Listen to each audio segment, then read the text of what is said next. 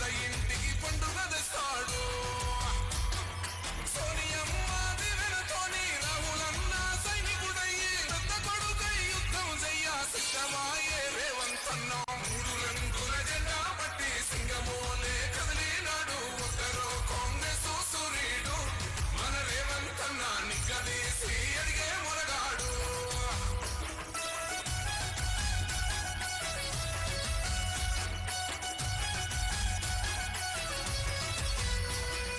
దాడులెన్ని జరిగిన గాని దడువలేదు రేవంతన్న గంతకంత ఎత్తుకు ఎదిగాడు.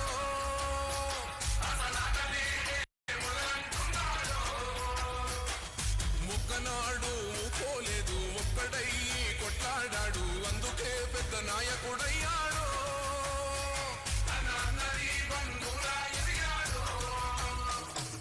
అమరవీరుల త్యాగం చూసి అమ్మ సోనియ చలువతోటి వచ్చిన మన తెలంగాణ రక్షణే చేయమంటున్నాడు. రంగుల జెండా పట్టి సింగమోలే కదిలినాడు ఒక్కరో కాంగ్రెస్ సూర్యుడు మన రేవంతన్న నిగ్గదీసి అడిగే మొరగాడు.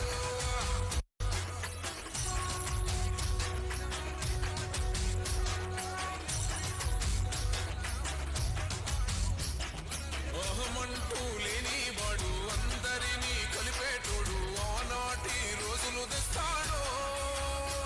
మన ఆశలన్నీ తెచ్చే నాయకుడు. ఇందిరమ్మ రాజ్యం మళ్ళీ రేవంతరికి నమస్కారం సాధ్యం మన వంతులకు తోడుగా మన ఉద్యమానికి సిద్ధం అయిపోతా. తెలంగాణ పులి బిడ్డ మరవబోదు నిన్ని గంట. జై జై మా రేవంతన్న గన్నది మన తెలంగాణ. మూడు రంగుల జెండా పట్టి సింగమోలే కదిలినాడు ఒక్కరో కాంగ్రెస్ సూర్యుడు మన రేవంతన్న నిగ్గదీసి అడిగే మురగాడు.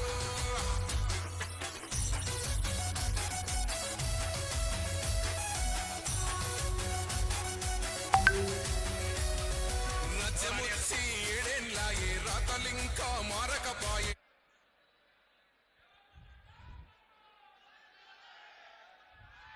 పట్టభద్రులందరికీ నమస్కారం. నో స్లోగన్స్ అమ్మా, 2 నిమిషాలు కూర్చోండి.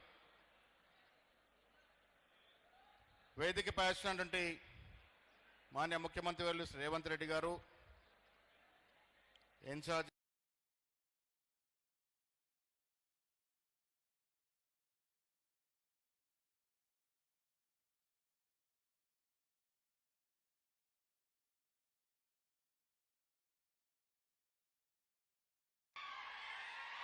లక్ష్మీకాంతరావు గారు,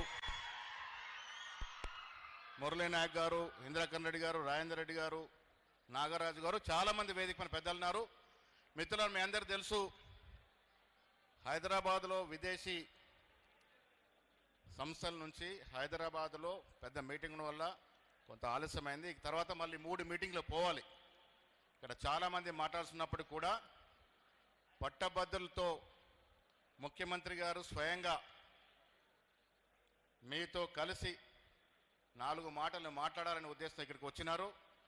సో పెద్దలందరూ చాలామంది మాట్లాడుతున్నప్పుడు కూడా అన్నిదా భావించకూడదు. సమయం తక్కువ ఉంది కాబట్టి మనం వినాల్సింది ముఖ్యమంత్రి గారు ఇచ్చే సందేశం కాబట్టి నేను ఇప్పుడు నిజామాబాద్, కరీంనగర్, మెదక్, ఆదిలాబాద్ నుండి ఎమ్మెల్సీ, గ్రాడ్యుయేట్స్ ఎమ్మెల్సీగా పోటీ చేస్తున్నటువంటి మిత్రులు ప్రముఖ విద్యావేత్త నరేందర్ రెడ్డి గారిని మాట్లాడుతుందిగా కోరుతా ఉన్నాను.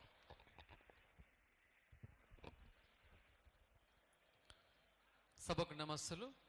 సభాధ్యక్షులు మరి గౌరవనీయులు పెద్దలు టీపీసీసీ ప్రెసిడెంట్ తెలంగాణ బీసీ ముద్దుబిడ్డ మహేష్ కుమార్ గౌడ్ గారు, ఈరోజటి ఈ ఆత్మీయ సమ్మేళనానికి ముఖ్య అతిథిగా వచ్చిన ద యంగ్ అండ్ డైనమిక్, ఎవరి పేరు చెప్తే తెలంగాణ ఒక్కసారి ఉలిక్కిపడి లేస్తుందో, ఎస్ ద టైగర్, 2020 క్రికెట్ ఆడుతున్న మన అన్నగారు గౌరవనీయులు ముఖ్యమంత్రి గారు మరి రేవంత్ రెడ్డి అన్నగారు, వేదిక పైన ఉన్న మంత్రివర్యులు శ్రీధర్ బాబు అన్నగారు, ఇతర ఎమ్మెల్యేలు, ఎంపీలు, శాసనసభ్యులు, మాజీ మంత్రివర్యులు, పుర ప్రముఖులు, కాంగ్రెస్ అతిరథ మహారథులు, ముందున్న పట్టభద్రులు, ప్రింట్ ఎలక్ట్రానిక్ మీడియా మిత్రులందరికీ కూడా నమస్సులు తెలియజేస్తూ మరి ఈరోజు ఖచ్చితంగా మనమందరం కూడా మన ముఖ్యమంత్రి వర్యులు రేవంత్ రెడ్డి అన్న గారి గురించి మాటలు వినడానికే మనం ఇక్కడ వచ్చినాం కాబట్టి నేను ఎక్కువ చెప్పలేను. బట్ వన్ థింగ్, ఏదైతే మరి మేనిఫెస్టోలో వారు చెప్పి ఉన్నారో ఒక్కొక్కటిగా చకాచకా ఇలా పనులు జరిగిపోతూ ఉన్నాయి. 5 నెలల కింద నేను పట్టభద్రుల ఎమ్మెల్సీ క్యాంపెయినింగ్ పోయినప్పుడు ఒక మీటింగ్లో చెప్పారు, మోడల్ స్కూల్ టీచర్స్ మాకు 12 సంవత్సరాలు అయింది సార్, ట్రాన్స్ఫర్లు లేవు, మాకు భయం అవుతుంది, అసలు మా ఉద్యోగాలు ఉన్నట్టా లేనట్టా అన్నారు. ఒక నెల తిరిగి వచ్చేలోగా వాళ్ళు చెప్పారు మా ట్రాన్స్ఫర్లు అయిపోయినాయి సార్ అని చెప్పారు. అంటే ఎంత అద్భుతంగా మన ముఖ్యమంత్రి గారు చేస్తున్నారు. ఒక వారం రోజుల కింద మాకు టీచర్ వచ్చి థ్యాంక్ యూ సార్ నాకు జాబ్ వచ్చింది అన్నారు. ఇప్పుడేంటమ్మా జాబ్ అంటే 2008 డిఎస్సి నియామకాలు ఇచ్చారు సార్ అని చెప్పారు. 1390 ఉద్యోగ నియామకాలు జస్ట్ ఒక 10 రోజుల కింద. అది 2008 డిఎస్సి 17 సంవత్సరాల కిందది. మరి గత పాలక ప్రభుత్వాలు 10 సంవత్సరాలు కూడా దాన్ని పట్టించుకోకుండా పోయింది. ఇవాళ 20 సంవత్సరాలకు పైనబడి మరి మాకు ప్రమోషన్ లేవు, ట్రాన్స్ఫర్లు జీవితానికి రావు అనుకున్న వాళ్ళందరికీ కూడా మన ముఖ్యమంత్రి గారి చొరవతో చకాచకా ఇలా వెరీ ట్రాన్స్పరెంట్గా జరిగిపోయినాయి. అంటే మరి చూడండి, మొట్టమొదటిసారిగా అసలు ప్రభుత్వ పాలన పట్ల నిరుద్యోగులు చాలా ఆనందంగా ఉన్న పరిస్థితి వల్ల మనం చూస్తున్నాం. సుమారుగా 50,000 పైచిలుకు ఉద్యోగాలు అండ్ జాబ్ క్యాలెండర్. మరి ఇవాళ నిరుద్యోగులందరూ కూడా మన పాలనకి మరి ముగ్ధులై ఇవాళ రేవంత్ రెడ్డి అన్న గారికి జై పలుకుతూ ముందుకు వెళ్ళిన పరిస్థితి చూస్తున్నాం. సో ఏది ఏమైనా మరి ముఖ్యంగా ఈ పట్టభద్రులందరికీ మరి నేను చేదోడు వాదోడుగా ఉండాలని, మరి ఖచ్చితంగా ప్రభుత్వానికి పట్టభద్రుల మధ్య నేను వారధిగా ఉంటానని చెప్పేసి కోరుకుంటూ 1-2 ఈ నిజామాబాద్ జిల్లా వాసులు నేను మొన్న తెలంగాణ యూనివర్సిటీ వెళ్ళినప్పుడు కోరుకుంటున్నారన్న, ముఖ్యంగా మీకు ధన్యవాదాలు. శాతానా యూనివర్సిటీకి ఒక ఇంజనీరింగ్ కళాశాల తర్వాత లా కళాశాలను శాంక్షన్ చేసినందుకు ధన్యవాదాలు. అలాగే తెలంగాణ యూనివర్సిటీ వాసులు కూడా ఇక్కడ ఒక లా కాలేజ్ ఇంజనీరింగ్ కాలేజ్ కావాలని కోరుకుతున్నారన్న, అది కావాలని చెప్పేసి ఖచ్చితంగా మరి మేము మిమ్మల్ని మనస్ఫూర్తిగా అభ్యర్థిస్తున్నాం. ఇవాళ ఒక ఉర్దూ జూనియర్ కళాశాల 10 సంవత్సరాల కింద బిల్డింగ్ కన్స్ట్రక్షన్ అయింది, కానీ అందులో షిఫ్ట్ కావట్లేదు అంటున్నారు. మరి ముఖ్యమంత్రి వర్యులు గారిని ఆ ఉర్దూ గర్ల్స్ జూనియర్ కాలేజ్ని నూతన భవనానికి షిఫ్ట్ చేయాలని చెప్పేసి కూడా కోరుతున్నాం.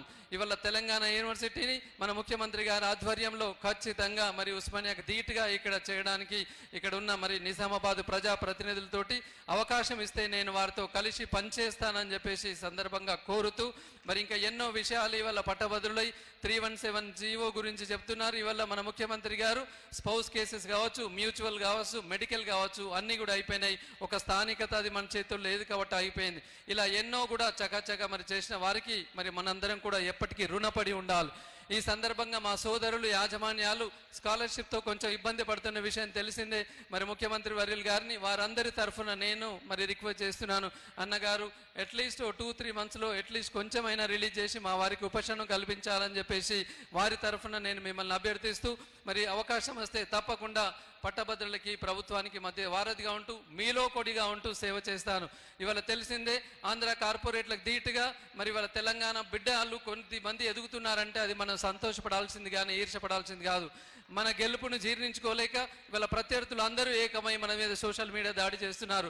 అయినా కాంగ్రెస్ శ్రేణులు ఆ రాళ్లను పూలగా మారుస్తూ వెళ్తున్నారు. ఈ సందర్భంగా కాంగ్రెస్ శ్రేణులని నేను ధన్యవాదాలు తెలియజేస్తూ, మరి ఇవాళ బీసీ ముద్దుబిడ్డ టీపీసీసీ ప్రెసిడెంట్ గారు నిజామాబాద్ ముద్దుబిడ్డ, ఇవాళ ఖచ్చితంగా మీరు వేసే ప్రతి ఓటు ఇవాళ మనం మహేష్ కుమార్ గారి గెలుపుగా నిజామాబాద్ వాసులు మీరు భావించాలని చెప్పేసి కోరుకుంటూ, ఇంత అద్భుత పాలన కొనసాగిస్తున్న రేవంత్ రెడ్డి అన్న గారికి అలాగే మరి టీపీసీసీ ప్రెసిడెంట్ అన్న గారికి హృదయపూర్వక ధన్యవాదాలు తెలియజేస్తూ, మీరందరూ 27వ తేదీ రోజు జరగబోయే ఎన్నికల్లో మరి 2వ వరుసలో ఉన్న కాంగ్రెస్ అభ్యర్థి అయిన ఆల్ఫోర్స్ నరేందర్ రెడ్డి అనే నాకు మీరు మొదటి ప్రియారిటీ ఓటు వేసి, మరి గతంలో జీవన్ రెడ్డి గారు సాధించిన ఫస్ట్ ప్రియారిటీ మెజారిటీ కంటే అతి భారీ మెజారిటీతో మరి నన్ను గెలిపించాలని చెప్పేసి మీకు శిరస్సు వంచి నమస్కరిస్తూ మీ యొక్క ఆశీస్సులు కోరుతున్నాను.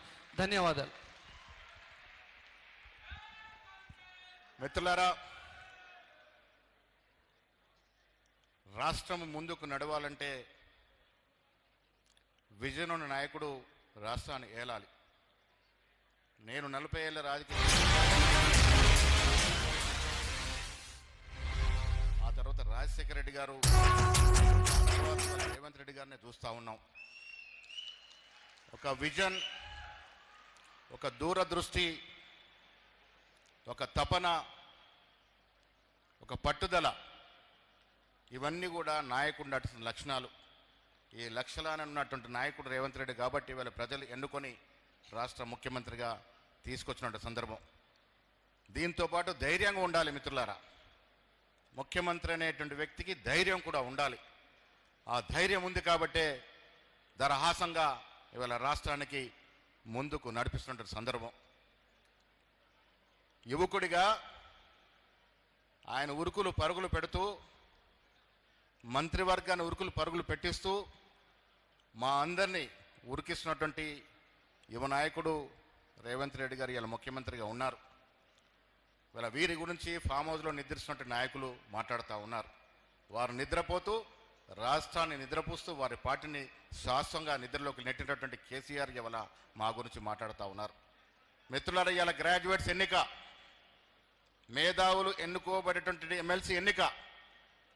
ఇవాళ రాష్ట్రం ఎందుకోసం తెచ్చుకున్నాం? తెలంగాణ రాష్ట్రం వస్తే మా ఉద్యోగులు మాకొస్తాయని, మా నీళ్లు మేము పారించుకుంటామని, మా పరిపాలన మేము సుపరిపాలనగా చేసుకుంటామని. దానికోసమే కదా తెలంగాణ తెచ్చుకుంది. తెలంగాణ తెచ్చుకున్న తెలంగాణలో ఆశల పరలో ఊరడించినటువంటి కేసీఆర్ యావత్ 10 సంవత్సరాల్లో ఇచ్చినటువంటి ఉద్యోగుల సంఖ్య 50,000 దాటలే ప్రభుత్వ ఉద్యోగాలు. చిత్తశుద్ధి ఉంది కాబట్టి రేవంత్ రెడ్డి గారు ముఖ్యమంత్రి అయిన తర్వాత కాంగ్రెస్ ప్రభుత్వం 9 మాసాల్లో 56,000 ఉద్యోగాలు ఇచ్చినటువంటి సందర్భం. పట్టభద్రులకి భవిష్యత్తులో ఏం కావాలి? పట్టభద్రుల భవిష్యత్తులో కోరుకునేది ఏమిటి? ఉద్యోగాలు.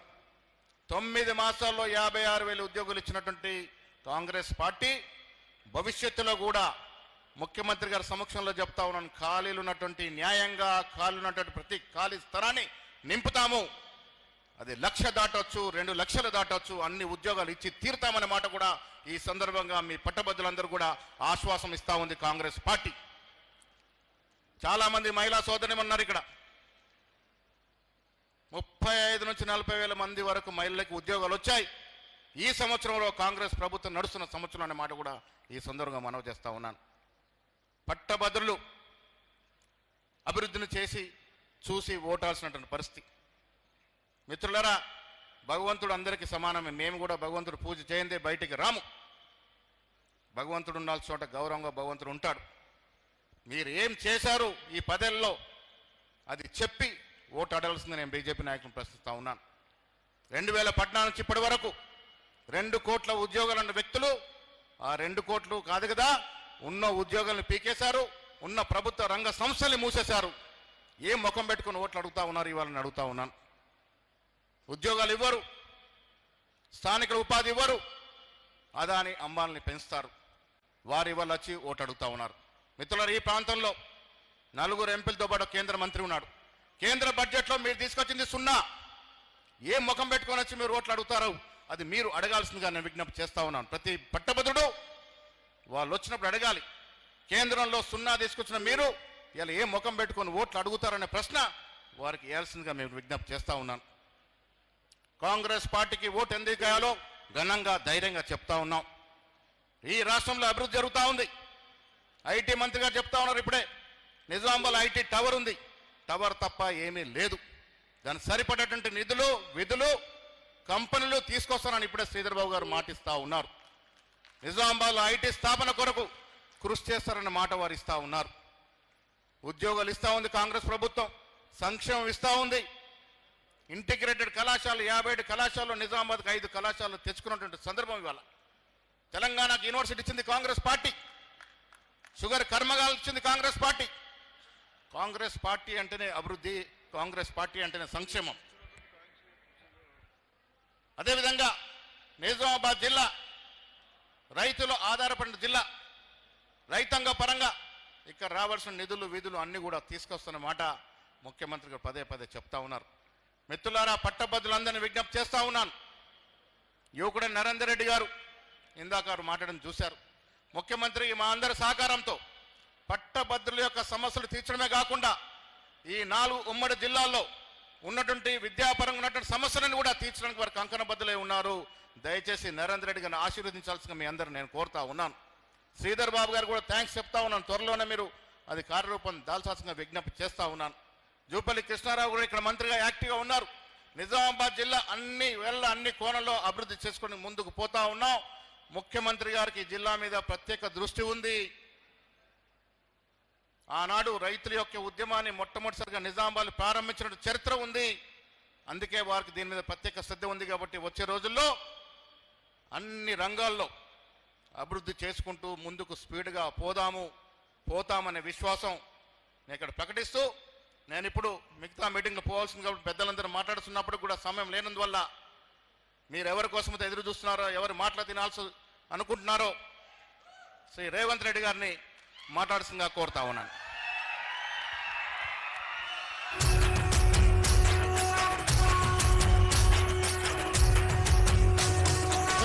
రంగుల జెండా బట్టి సింగమోలే కదిలినాడు ఉత్తరో కాంగ్రెస్ సూర్యుడు మన రేవంత్ అన్న నిగ్గదీసి ఎరిగే మునగాడు వీడు భూమి తాడు బీద సాదల ధైర్యం వీడు దొంగ దొరల మిత్రులారా,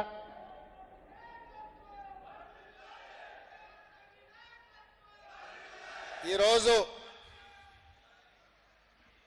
పట్టభద్రుల శాసన మండలి ఎన్నికల సందర్భంగా నిజామాబాద్ జిల్లా కేంద్రంలో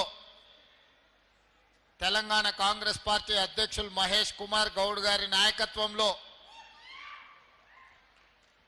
నరేందర్ రెడ్డి గారిని గెలిపించడానికి పట్టభద్రుల సమావేశాన్ని ఏర్పాటు చేసి, ఈ సమావేశంలో నాతో పాటు మిత్రులు మంత్రివర్యులు శ్రీధర్ బాబు గారిని, మిత్రులు మంత్రివర్యులు జూపల్లి కృష్ణారావు గారిని, అదేవిధంగా పెద్దలు సుదర్శన్ రెడ్డి గారిని, భూపత్ రెడ్డి గారిని, మాజీ మంత్రివర్యులు మొహమ్మద్ అలీ షబ్బీర్ గారిని, మదన్ మోహన్ రావు గారిని,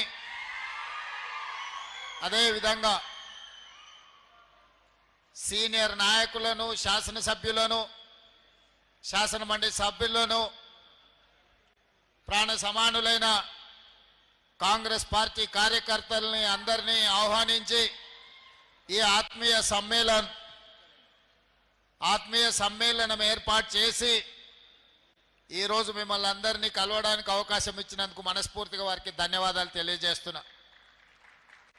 మిత్రులారా, ఈ సమావేశం కాంగ్రెస్ పార్టీ కార్యకర్తల సమావేశం ఒక్కటే కాదు.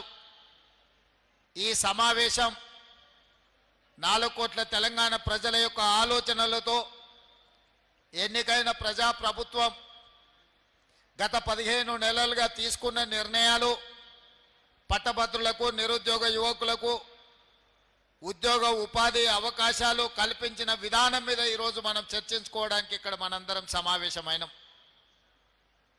ఇవాళ నరేందర్ రెడ్డి గారిని కాంగ్రెస్ పార్టీ శాసన మండలి సభ్యుడిగా ఎన్నికల బరిలో దించింది అనంటే, గతంలో ఈ స్థానానికి పెద్దలు జీవన్ రెడ్డి గారు ప్రాతినిధ్యం వహించారు.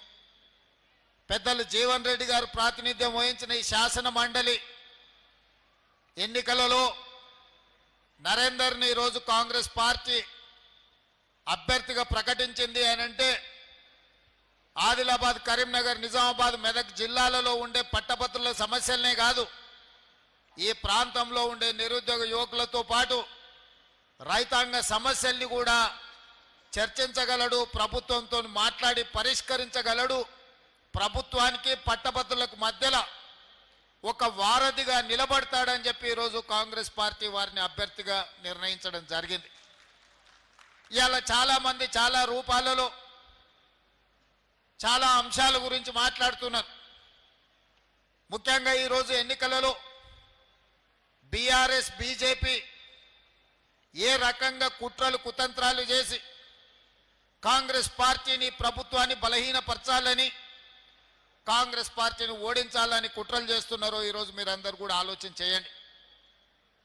ఈరోజు ఒక పక్కన నరేంద్ర మోడీ గారు 12 సంవత్సరాలైంది దేశానికి ప్రధానమంత్రిగా బాధ్యత తీసుకొని, ఇంకొక పక్కన బీఆర్ఎస్ దాదాపుగా 9.5 సంవత్సరాలు పరిపాలన చేసి ప్రజలు తిరస్కరిస్తే, ప్రజలు ఇక మీ అవసరం మాకు లేదు, మీకు తెలంగాణతో సంబంధం లేదు, పేరు బంధమే కాదు మీకు పేగు బంధం కూడా తెలంగాణ ప్రజలతో తెగిపోయింది, ఇక మీరు ఫామ్ హౌస్లో పండుకోండి అని చెప్పి వాళ్ళకి సెలవు ఇచ్చిండ్రు. అందుకే చంద్రశేఖరరావు గారు ఈరోజు ఫామ్ హౌస్లో పడుకున్నాడు. అయినా ఈరోజు ప్రజలు తిరస్కరించిన కుట్రలు మాత్రం మానలేదు. ఇవాళ పదే పదే బీఆర్ఎస్ వాళ్ళు మాట్లాడుతున్నారు, కాంగ్రెస్ పార్టీ ఎన్నికల్లో ఎట్లా గెలుస్తుంది, కాంగ్రెస్ పార్టీ ఓడాలి అని అంటున్నారు. నేను అడుగుతున్న బీఆర్ఎస్ నాయకులను, అసలు మీరు ఏ అభ్యర్థికి ఓటేయమని చెప్తున్నారో మొట్టమొదట మీరు తెలంగాణ ప్రజలకు చెప్పండి. ఈ 4 జిల్లాలలో ఉన్న పట్టభద్రులకు, మెదక్, నిజామాబాద్, కరీంనగర్, ఆదిలాబాద్లో ఉన్న పట్టభద్రులకు బీఆర్ఎస్ నాయకులు ఏ అభ్యర్థికి ఓటేసి కాంగ్రెస్ పార్టీ అభ్యర్థిని ఓడించమని విజ్ఞప్తి చేస్తున్నారని నేను అడుగుతున్నా. ఇవాళ కాంగ్రెస్ పార్టీని ఎట్టి పరిస్థితుల్లో గెలిపించొద్దని మీరు మాట్లాడుతున్నారు. ఈరోజు మీ పరిస్థితి మీరు ఎప్పుడైనా అంచనా వేసుకున్నారా? 2023 డిసెంబర్లో జరిగిన ఎన్నికల్లో మీరు అధికారం కోల్పోయినారు. 2024 మే జూన్లో జరిగిన పార్లమెంట్ ఎన్నికల్లో మీకు గుండు 0 వచ్చింది. 8 సీట్లలో డిపాజిట్లు జప్తు అయిపోయినాయి. ఇవాళ 2025 ఫిబ్రవరి శాసనమండలి ఎన్నికల్లో మీకు ఎన్నికల బరిలో దించడానికి అభ్యర్థే దొరకలేదు. ఈరోజు ఎన్నికల పోటీలో నిలబడని రాజకీయ పార్టీ ప్రధాన ప్రతిపక్షం అని చెప్పుకునే బీఆర్ఎస్ ఇవాళ మీకు రాజకీయ పార్టీగా చెప్పుకోవడానికి మీకు అర్హత ఉన్నదా అని నేను అడుగుతున్నా. స్పష్టంగా తెలంగాణ ఉద్యమంలో ముందు భాగాన నిలబడి తెలంగాణ రాష్ట్రాన్ని సాధించడంలో ఈరోజు విజయం సాధించింది పట్టభద్రులు. ఈ పట్టభద్రులే నిరుద్యోగ యువకులుగా, ఉద్యోగ సంఘాల నాయకులుగా తెలంగాణ ఉద్యమాన్ని ముందుండి నడిపించి తెలంగాణ రాష్ట్రాన్ని సాధించిన వాళ్ళు ఎవరైనా ఉన్నారు అని అంటే ఈరోజు తెలంగాణ రాష్ట్రంలో పట్టభద్రులు అని చెప్పక తప్పదు. మరి తెలంగాణ ఉద్యమాన్ని ముందుండి నడిపించిన పట్టభద్రులు ఇవాళ ఓటర్లుగా ఉన్న శాసన మండలి ఎన్నికల్లో బీఆర్ఎస్ పోటీ చెయ్యకుండా ఈరోజు అభ్యర్థి దొరకక ఎన్నికల బరిలో నిలబడని బీఆర్ఎస్ ఇవాళ కాంగ్రెస్ పార్టీని ప్రశ్నించే అర్హత ఆ పార్టీకి ఉన్నదాన్ని నేను అడుగుతున్నా. అందుకే నేను అడుగుతున్నా ఈరోజు బీఆర్ఎస్ నాయకులను, 10 నెలల పరిపాలన చేసిన కాంగ్రెస్ పార్టీని ఇవాళ ఏమీ చేయలేదని మీరు అడుగుతున్నారు కదా, 10 ఏళ్లలో మీరు ఏం చేసిందని నేను అడుగుతున్నా. ఇవాళ నేను చెప్పదలుచుకున్నా, ఇవాళ నేను మీ అందరి ముందు విజ్ఞప్తి చేయదలుచుకున్నా. ఈ సమావేశంలోకి వచ్చిన మిత్రులే కాదు, ఈ సమావేశాన్ని చూస్తున్న పట్టభద్రులందరూ మీరు గుండెల మీద చెయ్యి పెట్టి ఒక్కసారి ఆలోచన చేయండి. నేను ఎవరిని తిడతలేను, ఎవరిని ప్రశ్నిస్తలేను. ఇవాళ ఈ పార్లమెంట్ ఎన్నికల తర్వాత మాకు వచ్చిన అవకాశం 8 నుంచి 9 నెలలే పరిపాలన చేయడానికి. 2023 డిసెంబర్లో మేము అధికారం చేపట్టిన కొద్ది రోజులకే పార్లమెంట్ ఎన్నికలు వచ్చి, ఎన్నికల కోడ్ వచ్చి మేము పరిపాలన చెయ్యడానికి అవకాశం రాలే. ఆ రోజు 5-6 నెలలు ఎన్నికల కోడ్తో పరిపాలన పట్టాలెక్కలేదు. ఆ తర్వాత 8-9 నెలల్లోనే మేము పరిపాలన చేసింది. ఇవాళ నేను అడుగుతున్నా, మీరు గుండెల మీద చేయి పెట్టుకొని ఆలోచన చేయండి. నేను చెప్పినవి నిజమైతేనే కాంగ్రెస్ పార్టీని గెలిపించండి. ఎన్నికల్లో 10 సంవత్సరాల నుంచి తెలంగాణ ఉద్యమంలో నిరుద్యోగ సమస్య, ఎంతో మంది విద్యార్థులు ఆత్మహత్యలు చేసుకొని ఉద్యోగ నోటిఫికేషన్లు రాక అశోక్ నగర్లను, దిల్సుఖ్ నగర్లను, అమీర్పేట చౌరస్తాలను ఎప్పుడో 10-12 సంవత్సరాల క్రితం తల్లిదండ్రుల నుంచి తవ్వకర్సులకు తీసుకొని జేబులో పైసలు పెట్టుకొని హైదరాబాద్కు పోయి కోచింగ్ సెంటర్లలో జాయిన్ అయితే 10 సంవత్సరాలు మీ జీవితం అంతా కోచింగ్ సెంటర్ల చుట్టూ తిరగడమే జరిగింది తప్ప ఉద్యోగ నోటిఫికేషన్లు వచ్చినాయా? వచ్చిన నోటిఫికేషన్ల ఫలితాలు ఇచ్చిండ్రా అని నేను అడుగుతున్నా. పోలీసు ఉద్యోగ నియామకాలు, టీచర్ల ఉద్యోగ నియామకాలు, డాక్టర్ల ఉద్యోగ నియామకాలు, పారామెడికల్ సిబ్బంది ఉద్యోగ నియామకాలు, నర్సుల నియామకాలు ఏవైనా టీఆర్ఎస్ పార్టీ నియామకాలు చేపట్టిందా? నోటిఫికేషన్ ఇవ్వరు. నోటిఫికేషన్ ఇస్తే వాళ్ళే కోర్టుల్లో కేసులు వేసి లిటిగేషన్లు పెట్టి కోచింగ్ సెంటర్లతో కుమ్ముక్కై పరీక్షలు పెట్టకుండా విద్యార్థులు రాయకుండా చేసి విద్యార్థులను కోచింగ్ సెంటర్లలో అశోక్ నగర్ చౌరస్తాల్లో, దిల్సుఖ్ నగర్ చౌరస్తాల్లో అనాథలుగా వాళ్ళను 10 సంవత్సరాలు తిప్పింది మీరు కాదా? మరి నేను వచ్చిన తర్వాత 11,000 మంది టీచర్ల నియామకాలు చేసింది నిజం కాదా? ఇవాళ టీచర్లను అడగండి. 15,000 మంది పోలీసులను నియమించిన మాట నిజం కాదా? 6,000 మెడికల్ సిబ్బందిని నియమించిన మాట వాస్తవం కాదా? ఇవాళ ఫైర్ ఇంజన్ డిపార్ట్మెంట్, ఇలా చెప్పుకుంటూ వెళ్తే ప్రతి డిపార్ట్మెంట్లో 55,163 ప్రభుత్వ ఉద్యోగ నియామకాలు చేపట్టింది నిజము కాదా? ఒకవేళ 55,163 మంది ఉద్యోగులకు మేము ఉద్యోగ నియామకాలు ఇచ్చుంటే మాకు ఈ ఎన్నికల్లో ఓటు వేయండి అని నేను అడుగుతున్నా. ఇయ్యకపోతే నాకు ఓటు వేయకండి. అదేవిధంగా టీచర్లు 10 ఏళ్ళు ప్రమోషన్లు లేవు, 10 ఏళ్ళు బదిలీలు లేవు. 35,000 మంది టీచర్లను బదిలీ చేసి 22,000 మంది టీచర్లకు ప్రమోషన్లు ఇచ్చి తండాలలో గూడాలలో టీచర్లు లేకపోతే అక్కడ 11,000 మందిని నూతనంగా టీచర్లు నియమించి ఆ పాఠశాలల టీచర్లు నియమించిన మాట నిజం కాదా?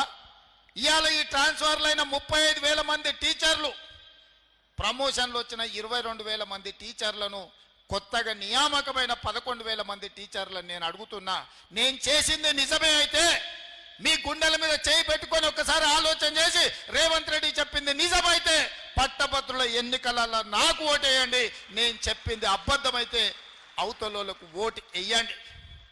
ఇవాళ మన పిల్లలు చదువుకున్నా, డిగ్రీలు, పీజీలు, పిహెచ్డి సర్టిఫికెట్లు తీసుకున్నా వాళ్ళకు టాలెంట్ తక్కువ ఉందని ఉద్యోగాలు రాకపోతే నిరుద్యోగులుగా బజార్లలో తిరుగుతుంటే ఇవాళ 65 ఐటీఐలలో చేరిన వాళ్ళకు సర్టిఫికెట్ వస్తుంది కానీ వాళ్ళకి టాలెంట్ లేకపోతే టాటా కంపెనీతోని మాట్లాడి 2,400 కోట్ల రూపాయలలో 2,100 కోట్ల రూపాయలు టాటా కంపెనీ పెట్టి ఈ 65 ఐటీఐలను అప్గ్రేడ్ చేసి అడ్వాన్స్డ్ టెక్నాలజీ సెంటర్లుగా తీర్చిదిద్దియాల మన పిల్లలకు టాలెంట్ పెంచాలి, సాంకేతిక నైపుణ్యం పెంచడానికి ముందుకెళ్తున్నాం.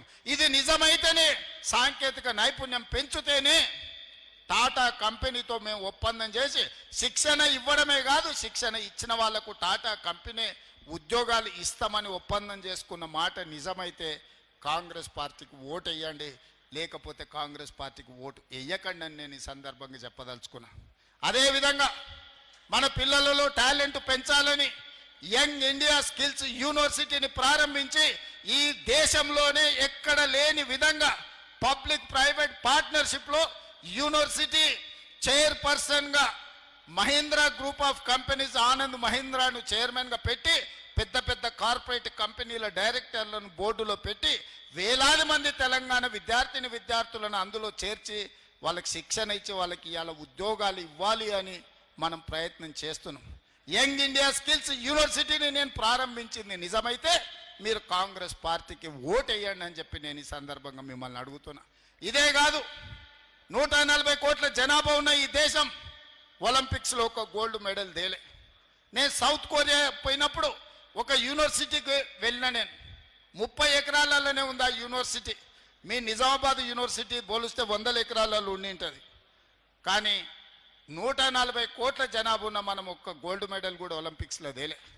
అందుకే ఆ యూనివర్సిటీకి వెళ్తే 16 మెడల్స్ వచ్చినాయి. దేశం 36 మెడల్స్ కొడితే ఒక యూనివర్సిటీకి 16 మెడల్స్ వచ్చినాయి. ఒక అమ్మాయి ఆర్చరీలో 3 గోల్డ్ మెడల్స్ తీసుకొచ్చింది సౌత్ కొరియన్ యూనివర్సిటీలో.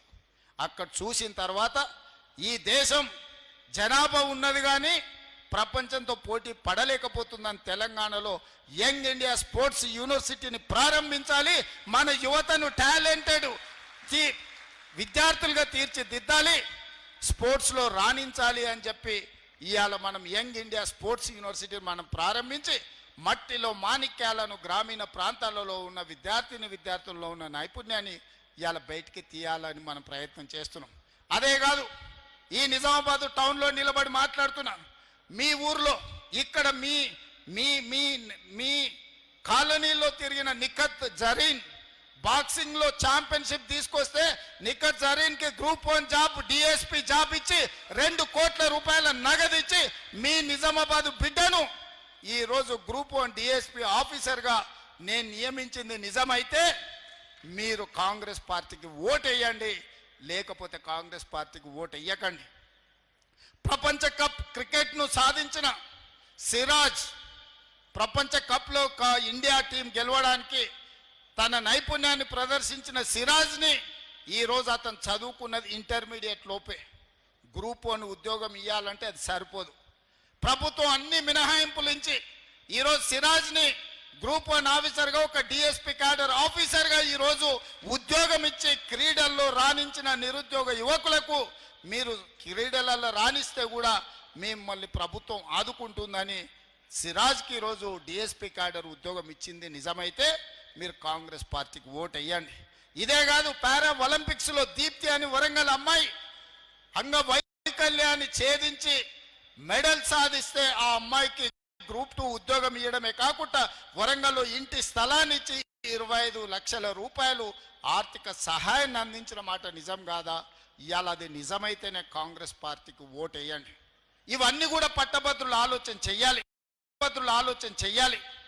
ఈ ప్రభుత్వం వచ్చిన తర్వాత ఉద్యోగ సమస్యల్ని పరిష్కరించిందా లేదా, నిరుద్యోగుల గౌరవం పెంచే విధంగా నిర్ణయాలు తీసుకున్నదా లేదా మీరు ఆలోచన చేయండి. ఇదే కాదు, నిజామాబాద్ రైతులంటే దేశానికే తలమానికం.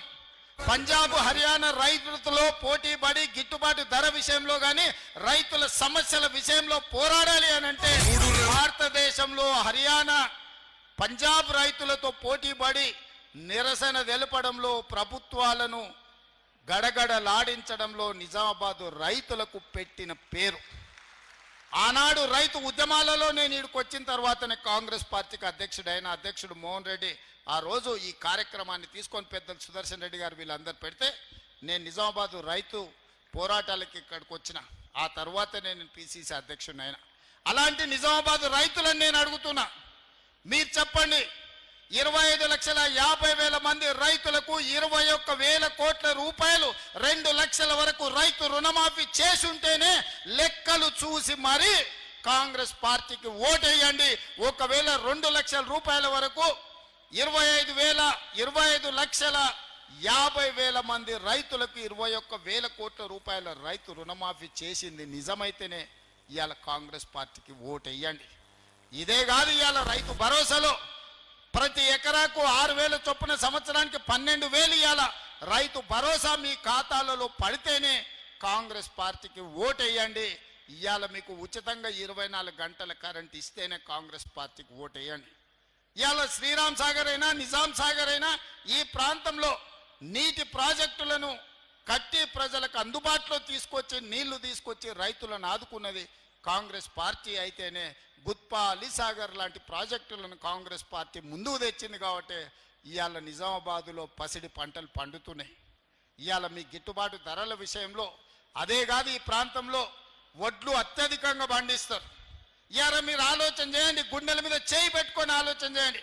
500 రూపాయలు సన్న ఓట్లు పండించిన రైతులకు బోనస్ ఇచ్చుంటేనే కాంగ్రెస్ పార్టీకి ఓటేయండి, లేకపోతే నాకు ఓటేయకండి. మీరు ఆ ఓటు ఎవరికైనా వేసుకోండి. ఇలా సన్న ఓట్లు పండించిన రైతులకు 500 రూపాయల బోనస్ ఇచ్చింది మేము కాదా? మీరు ఒక్కసారి ఆలోచన చేయండి మిత్రులారా. ఇవాళ ఒక్కొక్కటిగా సమస్యల్ని పరిష్కరించుకుంటూ ఆర్థిక ఇబ్బందులను అధిగమించుకుంటూ ఈరోజు ముందుకు నడిపిస్తున్నది ప్రభుత్వం. ఆదాయం పడిపోయింది, అప్పులు పెరిగిపోయినాయి. 69,000 కోట్ల రూపాయలతో 2014లో చంద్రశేఖరరావు గారికి రాష్ట్రాన్ని అప్పచెప్తే 2024 తిరిగి మళ్ళీ కాంగ్రెస్కి అప్పచెప్పేటప్పటికి 7,11,000 కోట్ల రూపాయల అప్పులు చేసిండు చంద్రశేఖరరావు. ఆనాడు సంవత్సరానికి 6,500 కోట్ల రూపాయలు అప్పు చెల్లించేది ఉంటే ఈనాడు ప్రతి నెల 6,500 కోట్ల రూపాయలు నేను అప్పు చెల్లిస్తున్న. సంవత్సరానికి 75,000 కోట్లు ఈరోజు కేసీఆర్ చేసిన అప్పులకు అసలు మిత్తి నేను కడుతున్నా. ఈ సంవత్సరం మొత్తం 75,000 కోట్ల రూపాయలు కట్టిన. ఈయన తెచ్చిన అప్పులకు అసలు మిత్తి కట్టడానికి నేను కొత్త అప్పులు చేయాల్సి వచ్చింది. 60,000 కోట్ల ఇప్పుడు అప్పు చేసి ఇంకో 15,000 కోట్ల రూపాయలు నేను సంపాదించింది కలిపి చంద్రశేఖరరావు చేసిన అప్పుకు నేను కప్పం కట్టిన 75,000 కోట్ల రూపాయలు. ఒక్క రూపాయి తక్కువనా మీరు లెక్కలు అడగండి, అన్ని వివరాలు నేను ఇస్తా. ఇవాళ చంద్రశేఖరరావు మనల్ని అప్పుల కుప్పగా తయారు చేసిన రాష్ట్రాన్ని పరిష్కరించుకుంటూ ఒకటొకటిగా పరిష్కరిస్తూ ముందుకెళ్తున్నా.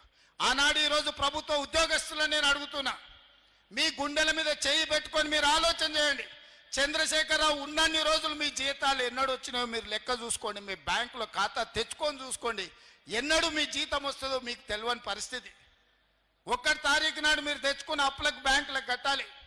పాల పైసలు కట్టాలి, పిల్లల బడి ఫీజులు కట్టాలి, ఇంటి కిరాయి కట్టాలి. ఎన్నడన్నా చంద్రశేఖరరావు ముఖ్యమంత్రి ఉన్నంత కాలం మీకు మొదటి తారీఖు నాడు జీతాలు వచ్చినాయా? నేను కాంగ్రెస్ పార్టీ అధికారంలోకి వచ్చిన తర్వాత ప్రతి నెల మొదటి తారీఖు నాడు మీకు జీతాలు వస్తున్నాయా లేదా? ఎవరెవరి ప్రభుత్వ ఉద్యోగస్తులకు ప్రతి నెల మొదటి తారీఖు నాడు జీతాలు వస్తున్నాయో వాళ్ళు గుండె మీద చెయ్యి పెట్టుకొని జీతం వస్తే నాకు ఓటేయండి, మొదటి తారీఖు నాడు జీతం రాకపోతే నాకు ఓటు వేయొద్దని నేను అడుగుతున్నా ఈరోజు ప్రభుత్వ ఉద్యోగస్తులను. ఇవాళ రిటైర్డ్ ఉద్యోగస్తులు 35 ఏళ్ళు ప్రభుత్వానికి సేవలు అందించి తమ జీవితాన్ని సర్వాన్ని ఈ రాష్ట్రానికి అందించిన ప్రభుత్వ ఉద్యోగులు రిటైర్ అయితే రిటైర్మెంట్ బెనిఫిట్స్ ఇవ్వడానికి ఈరోజు ప్రభుత్వం దగ్గర పైసలు లేని పరిస్థితి. రిటైర్డ్ ఉద్యోగస్తులకు 8,000 కోట్ల రూపాయలు బకాయిలు పెట్టి చంద్రశేఖరరావు బకాసురులాగా పారిపోతే ఇవాళ 8,000 కోట్లు తీర్చడానికి ఇవాళ నా నడుము వంగిపోతుంది. ఇవాళ 8,000 కోట్ల రూపాయలు రిటైర్డ్ ఉద్యోగస్తుల బెనిఫిట్స్ ఇవ్వాలి అంటే ఒక ఆయన వస్తాడు, బిడ్డ పెన్లు ఉంది సార్, వెడ్డింగ్ కార్డు చూపించి నా బిడ్డది పెన్లు ఉంది, ఎట్లన్నా నా బెనిఫిట్స్ ఈ సార్ నేను దాచుకున్నవే కదా అని ఒక ఆయన అంటాడు. ఇంకొక ఆయన వస్తాడు, హాస్పిటల్లో నా కిడ్నీ ఆపరేషన్ ఉంది సార్, నా లివర్ ఆపరేషన్ ఉంది సార్, నా డబ్బులు ఎట్లన్నా ఇవ్వండి సార్ అంటారు. ఇది మా సొమ్ము కాదు, అది వాస్తవంగా వాళ్ళు దాచుకున్న సొమ్ము. వాళ్ళు సొంతం కష్టపడి 35 ఏళ్ళు ప్రభుత్వం దగ్గర దాచిపెట్టుకున్న సొమ్ము మొత్తం ఖతం బట్టి ఖజానా ఖాళీ చేసి ఫామ్ హౌస్లో పోయి ఆయన బోర్ల బొక్కల వండుకుంటే ఈ రిటైర్డ్ ఉద్యోగుల బెనిఫిట్స్ ఇవ్వడానికి నెలకు 300-400 కోట్లు ఇవ్వాలంటే నేను గగనమైన పరిస్థితి. ఇవాళ నేను రిటైర్డ్ ఉద్యోగస్తులను అడుగుతున్నా, మీకు నిజంగానే చంద్రశేఖరరావు సరైన సమయంలో చెల్లించుంటే మీకు ఇన్ని కష్టాలు వస్తుండేనా? ఇవాళ అట్లాంటి చంద్రశేఖరరావు మోసం చేసిపోతే ప్రతి నెల నేను ఇవ్వడానికి ప్రయత్నం చేస్తున్నా. రాబోయే సంవత్సరంలో అవసరమైతే నెలకు 1000 కోట్ల దాకా మీ బకాయిలు చెల్లించి మీ సమస్యలు పరిష్కరించే బాధ్యత నాది. మీరు నమ్మితే నాకు ఓటేయండి, మీరు నమ్మకపోతే మీరు ఇంకెవరికైనా ఓటేయండి. ఒక మాట ఇస్తే మాటకు నిలబడే ప్రభుత్వం కాంగ్రెస్ పార్టీ. మాట ఇచ్చిన సోనియమ్మ తెలంగాణ రాష్ట్రం ఇచ్చింది, మాట ఇచ్చిన రాహుల్ గాంధీ ఇవాళ బీసీ కులగణన చేస్తున్నాడు, మాదిగ వర్గీకరణ చేస్తున్నాడు. ఇవాళ నేను అడుగుతున్న మా బలైన వర్గాలను, చాలామంది చాలా మాటలు మాట్లాడుతున్నారు. ఇక బండి సంజయ్ గురించి అయితే అంతు పొంతు లేదు, ఆకాశం అంతా ఎగిరి దుంకుతున్నాడు ఆయన. బండి సంజయ్ గారు నాకంటే బడా బీసీనే లేడు, నేను మా మోడీ ప్రపంచంలోనే బడా బీసీలం అంటున్నాడు. బడా బీసీలైన మోడీని బండి సంజయ్ నేను అడుగుతున్నా, 12 ఏళ్ల నుంచి మీరే కదా ప్రధానమంత్రి, మీ ప్రభుత్వం ఉంది కదా, ఎందుకు 2021లో జనగణన చెయ్యలేదు? జనగణనలో కులగణన ఎందుకు చేర్చలేదని నేను బండి సంజయ్ని మోడీ గారిని నేను అడుగుతున్నా.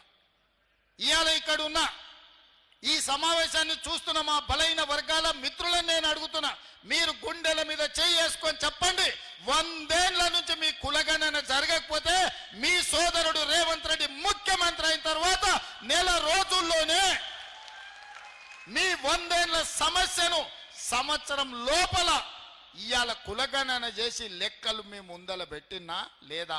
నిజం చెప్పండి, మీ కులగణన 100 ఏళ్ల సమస్యను నేను పరిష్కరిస్తే నాకు ఓటేయండి, 12 ఏళ్ల బండి సంజయ్ మోడీ పరిష్కరిస్తే మోడీకి ఓటేయండి అని చెప్పి మా బీసీ సోదరులను నేను అడుగుతున్నా. ఇవాళ లెక్కలు తేల్చి మీకోసం అందరితో నేను కొట్లాడుతున్నా.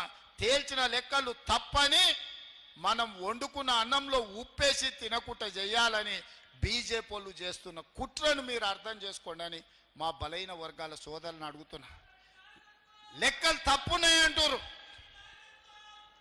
బండి సంజయ్ కిషన్ రెడ్డి నేను సూటిగా అడుగుతున్నా, నేను లెక్క కట్టిన బలహీన వర్గాల లెక్క తప్పైతే తప్పెక్కడుందో ఎత్తి చూపించండి. తప్పని సొల్లువాగుడు వాగుడు కాదు. ఈ ఫలానా దగ్గర ఫలానా బ్లాక్లో ఫలానా ఊర్లో మీరు చేసిన లెక్క తప్పు, ఈడ బీసీలు ఉంటే బీసీలను ఓసీలలో కలిపారు, లేకపోతే ఓసీలు ఉంటే తీసుకెళ్ళి ఎస్సీలలో కలిపారు అని మేము చేసిన లెక్క తప్పు ఉంటే మీరు లెక్క చూపియండి. సొల్లు మాటలు మాట్లాడి వేదిక మీద నుంచి ప్రజల్ని తప్పుదోవ పట్టించి ఇలా పక్కాగా లెక్క కట్టిన కులగణను తప్పంటే రేపు బలహీన వర్గాలకే తీరని నష్టం జరుగుతుంది. సమగ్ర కుటుంబ సర్వేనాను చిత్తు కాగితాన్ని తీసుకొచ్చి వాళ్ళ లెక్కలు చూపిస్తారు. సమగ్ర కుటుంబ సర్వే 12 గంటలలో చంద్రశేఖరరావు చేసి ఇదే సొక్కమైన లెక్క అని ఆయన చెప్తుండు. ఆ సొక్కమైన లెక్కలు ఆయన చెప్పింది ఎంత అంటే బీసీల లెక్క 51%. కానీ పక్కా లెక్క కట్టిన నేను ఇవాళ 56.33% అని బీసీల లెక్క తేల్చింది నేను. ఇది పెరిగినట్టా తగ్గినట్టా మా బీసీ సోదరులు ఆలోచన చేయాలి. మా జర్నలిస్టు మిత్రులు ఉన్నారు చాలా వరకు, అందులో కూడా బలైన వర్గాలు ఉన్నారు. మీరు లెక్కలు చూడండి, నా లెక్క కరెక్టా, నేను పెంచినా నేను చేస్తే లెక్క కడితే పెరిగిందా తగ్గిందా మీరు లెక్క చెప్పండి. చంద్రశేఖరరావు కట్టిన లెక్కలలో 21% ఓసీలు అన్నాడు. నేను కట్టిన లెక్కల్లో 15.29% ఓసీలు అని లెక్క తేలింది. ఇవాళ పెరిగినట తగ్గినట. ఎస్సీలలో ఆయన 18% అన్నాడు. నేను పక్కా లెక్క చేసి 17.45% అని తేల్చిన. ఆయన ఎస్టీలు 10% అంటే నేను ఇవాళ లెక్క కట్టి 10.08% అని నేను కట్టిన. మైనారిటీల లెక్కనే లేదు ఆయన దాంట్లో. 51% బీసీలు, 21% ఓసీలు, 18% ఎస్సీలు, 10% ఎస్టీలు అని 100% లెక్క కట్టి చూపించాను.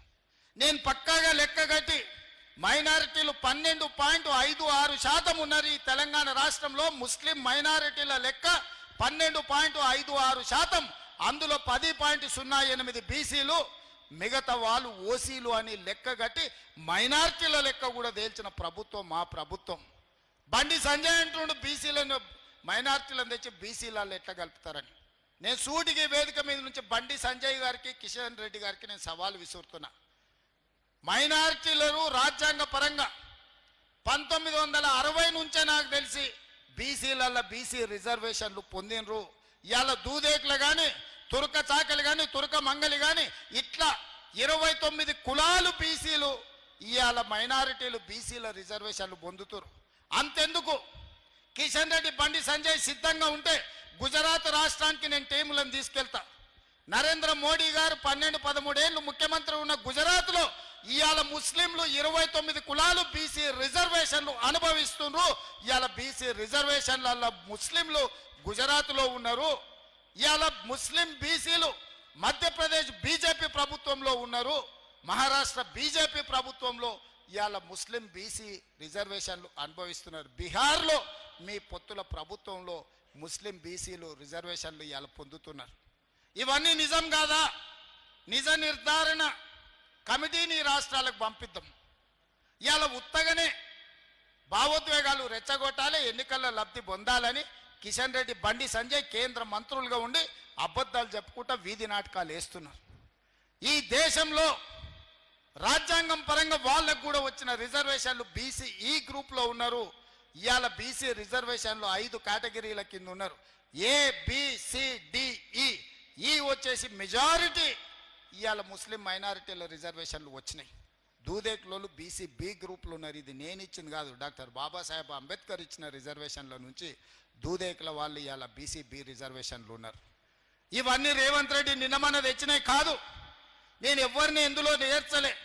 ఎవరు ఎందులో ఉండరో రాజ్యాంగం పరంగా ఎవరెవరికి అధికారం వచ్చిందో వాళ్ళు లెక్కలు కట్టి లెక్కలు మాత్రమే నేను చెప్పిన. నేను ఎవరిని ఓసీలు ఉన్నోళ్ళని బీసీలు వేయలే, బీసీలు ఉన్నోళ్ళని ఎస్సీలా లేలే, ఎస్సీలు ఉన్నోళ్ళని ఎస్టీలా లేయలే, వీళ్ళందరినీ తీసుకొచ్చి ఓసీలలో కలపలే. ఉన్నోళ్ళు ఉన్నట్టు వివరాలు ఇచ్చినోళ్ళ ఇచ్చినట్టు లెక్క కట్టి ఈ రాష్ట్రంలో జనాభా ఇంత ఉన్నారని 100 ఏళ్ల నుంచి బలహీన వర్గాలు మా లెక్క ఎంతో మాకు చెప్పండి అని అడుగుతుంటే ఆ సమస్యకు నేను పరిష్కారం చూపించిన. అందుకే ఇవాళ మా బలహీన వర్గాల సోదరులు నేను అడుగుతున్నా, మీరు గుండెల మీద చెయ్యి పెట్టుకొని ఆలోచన చేయండి. 100 ఏళ్ల మీ సమస్యకు రేవంత్ రెడ్డి పరిష్కారం చూపించి 1 సంవత్సరంలోనే మీ కులగణన చేసి మీ ఆత్మగౌరవాన్ని నిలబెట్టుంటే మీరు నాకు ఓటేయండి. మీ ఆత్మగౌరవం నేను నిలబెట్టలేదు, మీకు నష్టం చేసిన అంటే మీరు ఎవరికి ఓటేసుకున్నా పర్వాలేదు అని చెప్పి నేను నిజామాబాద్ వేదిక నుంచి మిమ్మల్ని అడుగుతున్న మిత్రులారా. ఇవాళ మా మాదిగ ఉపకులాల సోదరులు మా డాక్టర్ లక్ష్మీకాంతరావు గారి నుంచి ఇక్కడ ఉన్నారు. చాలామంది మా దళిత సోదరులు వేదిక మీద ఉన్నారు, ఎమ్మెల్యేలుగా, ఎమ్మెల్సీలుగా, రకరకాల హోదాలలో. ఇవాళ నేను అడుగుతున్న 30 ఏళ్ల నుంచి మీరు కొట్లాడని రోజు లేదు, మీరు త్యాగం చేయని రోజు లేదు.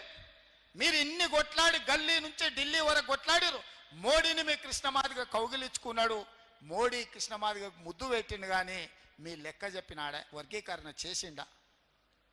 ఇవాళ నేను అడుగుతున్న మా మాదిగ ఉపకులాల సోదరులను, 30 ఏళ్ళ మీ సమస్యను మాదిగ ఉపకులాల వర్గీకరణ చేసి లెక్క గట్టి ఎవరికి ఎంత ఇవ్వాలో అంత చట్టం చేసి మంత్రివర్గంలో ఆమోదిస్తే ఇవాళ మా మాదిగ సోదరులు మాదిగ ఉపకులాలు కొంతమందికి కష్టం ఉండొచ్చు, కొంతమందికి నష్టం ఉండొచ్చు, కొంతమందికి ఇష్టం ఉండొచ్చు.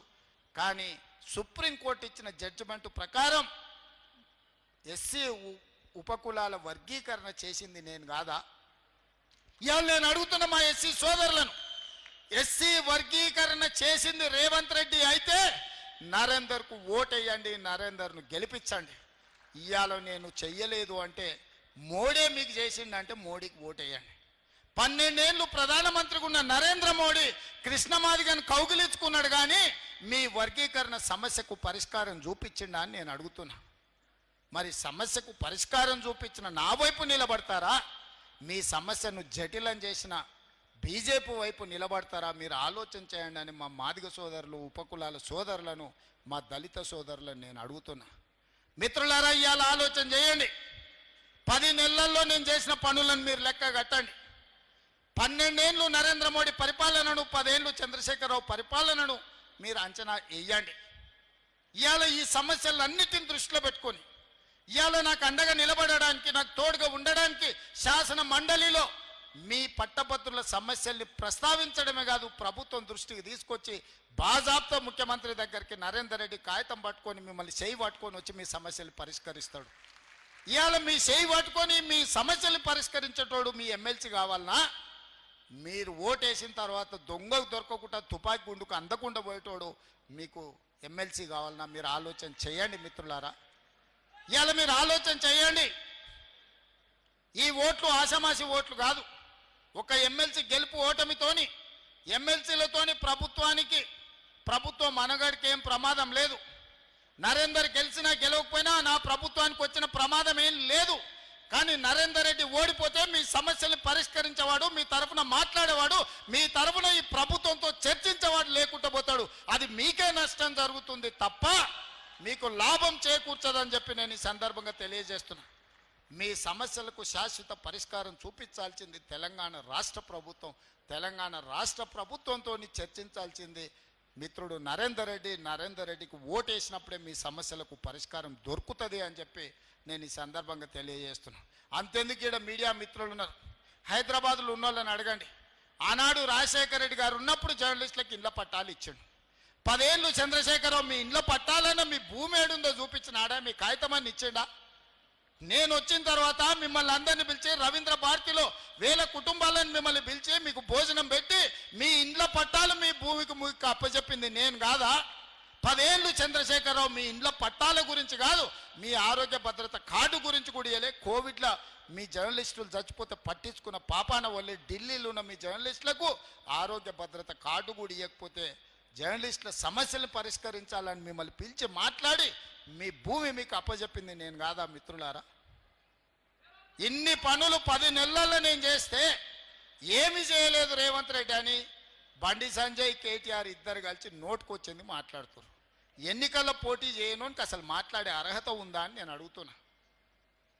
మొదట్లో అధికారం బాయ్, రెండోసారి డిపాజిట్లు బాయ్, మూడోసారి నీకు అభ్యర్థి దొరకకపోయా కేటీఆర్. ఇంకా నువ్వు మాట్లాడేది ఏంది? నీకున్న అర్హత ఏంది? తెలంగాణ సమాజం నిన్ను ఎప్పుడో బహిష్కరించింది. తెలంగాణ సమాజంలో నువ్వు మనిషివే కాదు, నువ్వు ఓటర్ లిస్టులో లేనే లేవు, ఈ లెక్కలలోనే లేవు. నువ్వు లెక్కలలో ఉంటే ఎన్నికల్లో పోటీ చేసి ఉండేటోని. ఇవాళ బండి సంజయ్ అంటూ కేటీఆర్ని ఎందుకు అరెస్ట్ చేస్తలేవని నేను అడుగుతున్న. బండి సంజయ్ని నువ్వు కేంద్ర హోంశాఖ సహాయ మంత్రివి కదా, టెలిఫోన్ ట్యాపింగ్లో ప్రభాకరరావు, శ్రవణ్ రావు అమెరికాకు పారిపోతే పట్టుకరమని రెడ్ కార్నర్ నోటీస్ ఇప్పించి కేంద్ర ప్రభుత్వానికి పంపిస్తే ఆ కాగితం సంకల పెట్టుకొని బీఆర్ఎస్ వాళ్ళతో బేరం చేసుకోరు. ఈ ఎమ్మెల్సీ ఎన్నికల్లో మాకు మద్దతు ఇస్తే ప్రభాకర్ రావును, శ్రవణ్ రావును మేము పట్టుకరాము, లేకపోతే వాళ్ళని పట్టుకొస్తే మిమ్మల్ని కూడా బొక్కలేస్తాడు రేవంత్ రెడ్డి అని మీరు అడ్డం పడ్డది మీరు కాదా? ఇవాళ కేసీఆర్, హరీష్ను, కేటీఆర్ను టెలిఫోన్ ట్యాపింగ్ కేసులో అరెస్టు కాకుండా అడ్డుకుంటున్నదే కిషన్ రెడ్డి, బండి సంజయ్.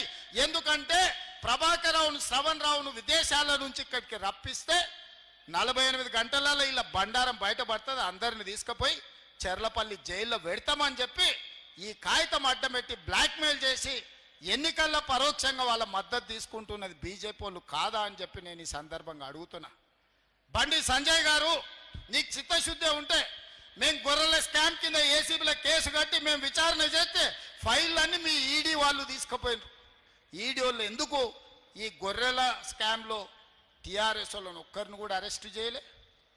ఈ కార్ రేసుల్లో విదేశీ కార్ల పోటీలలో కోట్ల రూపాయలు కేటీఆర్ విదేశాలకు తరలించిన నేను కేసు కడితే ఎంబడే ఈడీ వాళ్ళు వచ్చి ఆ ఫైల్ అంతా తీసుకుపోయినారు. ఎందుకు ఈ కార్ రేసుల్లో కేటీఆర్ను ఈడీ వాళ్ళు అరెస్టు చేయలేదని నేను అడుగుతున్నా. టెలిఫోన్ ట్యాపింగ్లో ప్రభాకర్ రావును నిన్న మనం టీవీలలో చూస్తున్నాం. ట్రంప్ ఆ ప్రెసిడెంట్ కాగానే అమెరికాలో ఉన్న భారతీయులందరినీ అక్రమ వలసదారులని కాళ్లకు బేడీలేసి తీసుకొచ్చి దేశంలో ప్రత్యేక విమానంలో దించిపోతున్నాడు. మరి అక్రమంగా ఉన్న ప్రభాకర్ రావును, శ్రవణ్ రావును ప్రభుత్వం మేము ఫిర్యాదు చేసిన వాళ్ళని ఎందుకు తెస్తలేరు? ఎందుకు మోడీ లేఖ రాస్తలేడు? ఎందుకు కేంద్ర హోంశాఖనే చేయాల్సింది పని? దానికి మంత్రిగా ఉన్నది బండి సంజయ్ గారే కదా. నేను సూటిగా అడుగుతున్న ప్రభాకర్ రావును, శ్రవణ్ రావును ఎప్పటి లోపల విదేశాల నుంచి నువ్వు రప్పిస్తావు? బండి సంజయ్ 4 కోట్ల తెలంగాణ ప్రజలకు చెప్పు. వాళ్ళని తెచ్చిన 48 గంటల్లో ఇవాళ టీఆర్ఎస్ నాయకులను లోపల ఏకపోతే బొక్కలు పెట్టకపోతే చూడని నేను అడుగుతున్నా. ఇవాళ ట్యాపింగ్ చేసిన దొంగల్ని అమెరికాలో దాచిపెట్టి మీరు ఢిల్లీకి పిలుచుకొని సీకట్ల హరీష్ రావుతో కేటీఆర్తో మాట్లాడి ఒప్పందాలు చేసుకున్నది మీరు. ఇవాళ మీరా మా గురించి మాట్లాడేది? ఇవాళ టెలిఫోన్ ట్యాపింగ్ లీడ్ ఉన్న వాళ్ళందరినీ 10 నెలలు అయింది లోపలేసి. నిన్న మన బెయిల్ వచ్చింది. ప్రణీత్ రావుకు, రాధాకిషన్ రావుకు, ఇట్లా చాలా మందిని దొరికినట్టే చెంచల్గూడ జైర్లపల్లిలో వేస్తే 10 నెలల తర్వాత నిన్న మన బెయిల్ వచ్చింది. హరీష్ రావు మీద కేసు పెడితే హరీష్ రావు కోర్టుకు పోయి కోర్టులో ఇవాళ ఆర్డర్ తీసుకొచ్చిండు, అరెస్టు చేస్తామని. నన్ను అరెస్టు చేయొద్దని హరీష్ రావు కోర్టు నుంచి ఆర్డర్ తెచ్చుకున్నాడు. మరి బండి సంజయ్ గారు, నీ శాఖలో ఉన్న నీ శాఖకే అమెరికా గవర్నమెంట్కు రాసి రప్పించాల్సిన ప్రభాకర్ రావును, శ్రవణ్ రావును ఎప్పుడు తెస్తావని నేను అడుగుతున్నా. గొర్రెల పెంపకానికి సంబంధించి ఈడీ దగ్గర ఉన్న విచారణలో బీఆర్ఎస్ నాయకులను ఎప్పుడు అరెస్ట్ చేస్తావని నేను అడుగుతున్నా. ఈ కార్ రేసులో కేటీఆర్ కోట్ల రూపాయలు లండన్ కంపెనీకి పంపించండు కదా, ఆ కేసు మీ ఈడీ దగ్గరనే ఉంది. ఎప్పుడు కేటీఆర్ని అరెస్ట్ చేస్తామని నేను అడుగుతున్నా. నిన్న మన కేటీఆర్ హరీష్ ఎన్నిసార్లు ఢిల్లీకి పోయిన రోజు చూడండి. వాళ్ళ ప్రభుత్వం ఉన్నప్పుడు ఎప్పుడు పోలే, కేంద్ర ప్రభుత్వాన్ని ఏం అడగలే. ఇవాళ ప్రభుత్వం మనం ఉంది, ఇవాళ ఆలువై బీజేపీలను కలిసి కాగితాలు ఇస్తున్నారు మా రాష్ట్రానికి నిధులు ఇవ్వండి అని. ఇంత అర్థం కాదా ఆయన? ఓ కాగితం చూపించి ఓ మాట మాట్లాడుకొని వచ్చి ఇవన్నీ ఏషాలు అర్థం అవుతలేదా? ఇవాళ ఒప్పందంలో భాగంగానే బీజేపీల కాళ్ళు పట్టుకోవడానికి, బీజేపీలు వీళ్ళని కాపాడడానికి ఇద్దరు కలిసి సీకట్లో మాట్లాడుకొని మన నిఘా అధికారులు ఇవి బయట పెడతారని చెప్పి ఉత్తగానే కాగితాలు ఇచ్చినట్టు ఫోటో దిగుతుండు. సిల్లి గవర్నర్ తెచ్చినవా? నితిన్ గడ్కరీకి కాగితం ఇచ్చినావు కేటీఆర్? హరీష్ రావు కలిసి వచ్చిండు కేంద్రంలో ఉండే వాళ్ళని ఏమన్నా తెచ్చిండా? ప్రభుత్వంలో మమ్మల్ని అడిగిన ఏమన్నా నిధులు తీసుకురావాలని ఏమన్నా అడగాలా అని? తెలంగాణ రాష్ట్రానికి, తెలంగాణ రాష్ట్ర ప్రభుత్వానికి నిధులు తెచ్చేది ఉంటే మాతోని కదా కలిసి రావాల్సింది. మీరిద్దరు ఏంది కలుసుకునేది సీకట్లా? ఇలా ప్రభుత్వం ఉన్నది మాది కదా, మమ్మల్ని కదా అడగాల్సింది. ఏ నిధులు దేంట్లో రావాలి, దేంట్లో బకాయి ఉన్నాయి, ఎవరిని అడగాలని మమ్మల్ని అడగకుండా మీరిద్దరు కలిసి మాట్లాడుకొని సత్రం భోజనానికి నెల్లూరు పెద్దారెడ్డి రికమెండేషన్ అన్నాడు. అంటే వెనకట్టుకోవడం సత్రంలో పెట్టేదే ఉచిత భోజనం, దానికి నెల్లూరు పెద్దారెడ్డి పెద్ద లేఖ రాసినట, మా ఫలానా మనిషి వస్తున్నాడు ఆయనకు ఉచితంగా భోజనం పెట్టురని. నెల్లూరు పెద్దారెడ్డి లేఖ రాకపోతే సత్రంలో ఉచితంగా భోజనం పెట్టరా? ఇవాళ రాష్ట్రానికి వచ్చే నిధులకు రోజు నేను ఢిల్లీతో కొట్లాడుతూనే ఉంటే నేను పోయేస్తూనే ఉంటే నేను తెచ్చేది నేను తెస్తా. నీ ఉద్దర పెత్తనం ఎందుకు కేటీఆర్ హరీష్ రావు అని నేను అడుగుతున్నా. ఇవాళ మీరు ఆలోచన చేయండి, దీని కుట్ర. ఇవాళ ఎందుకు బీఆర్ఎస్ ఎన్నికల్లో పోటీ చేయలేదు? ఎన్నికల్లో పోటీ చేయనప్పుడు వాళ్ళు ఈ ఓట్లు ఎవరికేయమంటారు? ఇవాళ ఆదిలాబాద్, నిజామాబాద్, కరీంనగర్, మెదక్లో టీఆర్ఎస్కి అసలు పట్టభద్రుల ఓట్లే లేవా? మీ ఓట్లు ఎవరికో చెప్పండి. మీరు ఎవరి పక్కనే నించుంటారో చెప్పండి. మీరు మోడీని ఓడగొట్టమంటుండ్రా, లేకపోతే రేవంత్ రెడ్డిని ఓడగొట్టమంటుండ్రా, లేకపోతే వీళ్ళిద్దరిని ఓడగొట్టి 3వ అభ్యర్థిని గెలిపించామంటే ఎవరు మీ అభ్యర్థి అని నేను అడుగుతున్నా. ఎన్నికల్లో అభ్యర్థి పెట్టలేని దిక్కుమాలిన పార్టీ ఇవాళ రాజకీయాల గురించి మాట్లాడే అర్హత మీకుందా? ఆయన అసెంబ్లీకి రాడు, ఈ ఎన్నికల్లో పోటీ చేయడు. ఇక మునగాడు అంటాడు ఉప ఎన్నికలు వస్తే మా తడాక చూపిస్తామని. ఉన్న ఎన్నికల్లో అభ్యర్థి పెట్టలేని మీ బోడి పార్టీ బీఆర్ఎస్ ఉప ఎన్నికల్లో ఏందో చేస్తారంట. పార్టీ మారినోళ్ళ గురించి ఉప ఎన్నికలు వస్తే అందులో మేము గెలుస్తామని 10 ఏళ్ళు 29 మంది ఎమ్మెల్యేలను 20 మంది ఎమ్మెల్సీలను 4-5 ఎంపీలను తీసుకున్నాడు చంద్రశేఖరరావు. అవునా? 2014 నుంచి 2023 వరకు 10లలో ఎమ్మెల్యేలను ఎమ్మెల్సీలను ఎంపీలను తీసుకున్నాడు. ఉప ఎన్నికలు ఒకటాన్ని వచ్చినాయా? మరి ఆ 10 ఏళ్లలో రాని ఉప ఎన్నికలు ఇప్పుడు ఎట్లకెళ్ళి వస్తాయి? అప్పుడు గదే స్పీకర్ ఉన్నాడు, అప్పుడు గవే కోర్టులు ఉన్నాయి. ఇప్పుడు గదే స్పీకర్ ఉన్నాడు, ఇప్పుడు గవే కోర్టులు. ఎట్లు ఉప ఎన్నికలు వస్తాయి నాకు చెప్పురా అని అడుగుతున్నా. మీరు 10 ఏళ్ళు ఉన్నప్పుడు తెలుగుదేశంలో గెలిచిన శ్రీనివాస్ యాదవ్ను మంత్రిని చేస్తుంది, కాంగ్రెస్లో గెలిచిన సబితమ్మని మంత్రిని చేస్తుంది. సిగ్గు లేకుండా ఉన్న ఎమ్మెల్యేలందరినీ మీ పార్టీ కండువలు కప్పి మీ చుట్టూతో తిప్పుకుంటారు. అప్పుడు ఉప ఎన్నికలు రాందంటే ఇప్పుడు ఉప ఎన్నికలు వస్తాయంటే ఆయన అందులో చూపిస్తాడంట. వెనకడికి కూడా కూట్లున్న రాయి తీయలేదంట, కానీ ఏట్ల పోయి మునిగి పెద్ద బండరాయి తీస్తాను పొంకనాలు కొట్టిందంట వెనకట్టుకోవడం. ఇవాళ కేటీఆర్ కేసీఆర్ మాటలు గట్టనే ఉన్నాయి. ఉప ఎన్నికలు వస్తున్నాయి, సిద్ధంగా ఉండేవారు, మనం గెలుస్తున్నామని. ఉన్న ఎన్నికల్లో పోటీ చెయ్యి. ఈ ఎన్నికల్లో నీ అభ్యర్థి ఎవడో చెప్పు.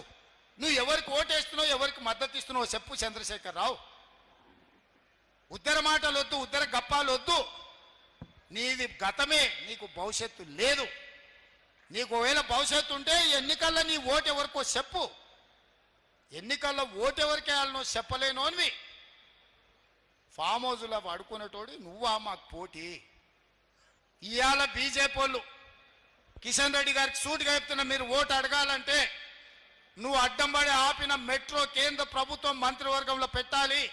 నేను మెట్రోను విస్తరించి హైదరాబాదు నగరాన్ని మహానగరంగా విశ్వనగరంగా చేయాలని మెట్రో కోసం కేంద్ర ప్రభుత్వం దగ్గరికి పోయినా మెట్రోకు అనుమతి ఇవ్వద్దని కిషన్ రెడ్డి ఢిల్లీలో మంత్రుల మీద ఒత్తిడి తెచ్చి మెట్రోకు అనుమతి రాకుండా అడ్డుకున్నాడు. ఇవాళ సబర్మతి రివర్ ఫ్రంట్ గుజరాత్లో కట్టుకురు, నమో గంగే ఉత్తరప్రదేశ్లో కట్టుకురు. ఇవాళ యమునా రివర్ను రిజర్వేషన్ చేస్తామని ఢిల్లీలో ఓట్లు అడిగి గెలిచారు. ఉత్తరప్రదేశ్లో గంగానదిని ప్రక్షాళన చేస్తారు.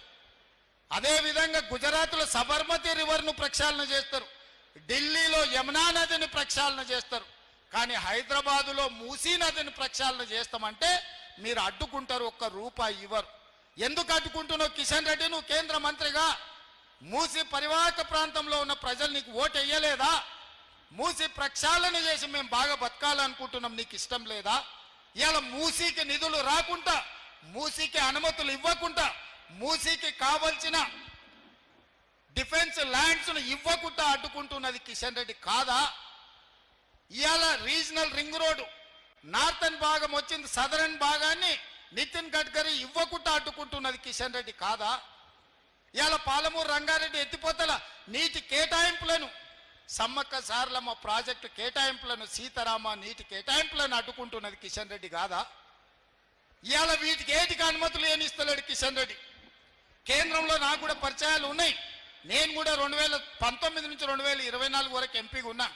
ఆ బీజేపీలో ఉన్న మంత్రులు ఎంపీలు నాకు తెలుసు, చాలా మంది కలిసినప్పుడు నాకు షోలో చెప్తున్నారు, మీ కిషన్ రెడ్డి వద్దంటున్నాడా, మేమేం చేయాలా? ఇస్తే కాంగ్రెస్కు పేరు వస్తుంది, రేవంత్ రెడ్డికి పేరు వస్తుంది, మీరు ఇవ్వద్దు, మీరు ఇవ్వకుంటేనే రేవంత్ రెడ్డిని మేము బద్నాం చేస్తాం అని వాళ్ళ మంత్రులే నాకు చెవిలో చెప్తున్నారు. ఇదా కిషన్ రెడ్డి నీ నీతి? ఇదేనా నువ్వు తెలంగాణకు చేసిన సాయము?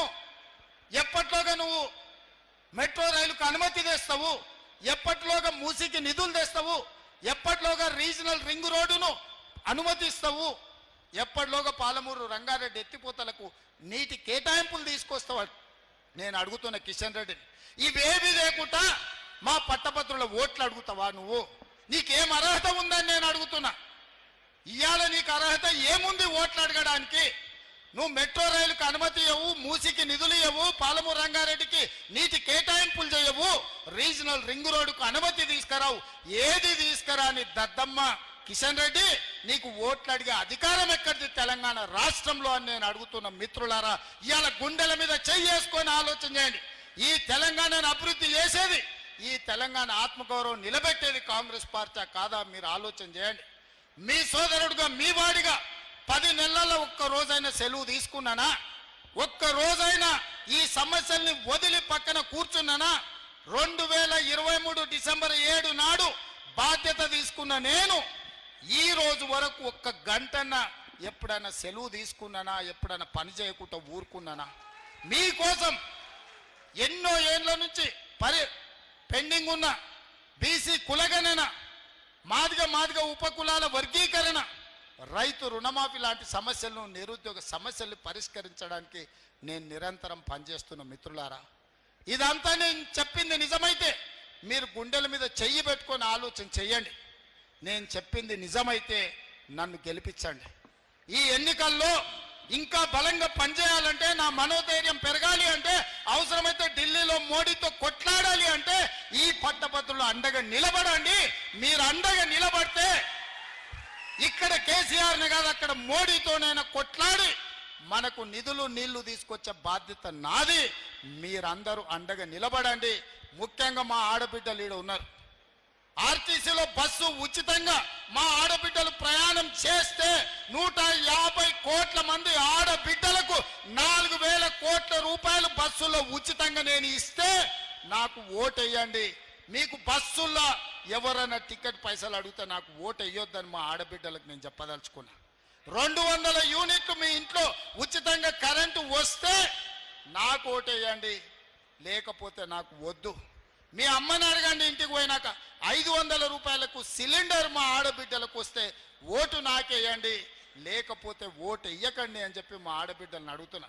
స్వయం సహాయక సంఘాలను 67 లక్షల మందిని ఇవాళ ఆత్మగౌరవం లేకుండా ఉంటే సంఘాలను మళ్ళీ పునరుద్ధరించి 1 కోటి మంది ఆడబిడ్డల్ని కోటీశ్వరులను చేయాలన్న ఆలోచనతోని ఇవాళ వ్యాపారాలు ప్రారంభించడమే కాదు, 600 ఎలక్ట్రిక్ బస్సులు ఆడబిడ్డలకు ఇప్పించి లక్షాధికారులను కోటీశ్వరులను మిమ్మల్ని చేయడానికి మీకు బస్సులు ఇప్పించుంటే నాకు ఓటేయండి, లేకపోతే ఓటు వేయకండి. ఇవాళ 1000 మెగావాట్ల సోలార్ విద్యుత్ ఉత్పత్తి మహిళా సంఘాలకు ఇచ్చిన అదానీ అంబానీలతో పోటీ పడే సోలార్ విద్యుత్ ఉత్పత్తి వ్యాపారం ఈరోజు ఆడబిడ్డల దగ్గరికి తీసుకొచ్చిన. శిల్పారామం హైటెక్ సిటీ పక్కన స్వయం సహాయక సంఘాలు చేసిన ఉత్పత్తులు అమ్ముకోవడానికి 3.5 ఎకరాలు 150 షాపులు మీ ప్రోడక్ట్స్ అమ్ముకోవడానికి అక్కడ భూమి ఇచ్చిన, అక్కడ షాపులు ఇచ్చిన.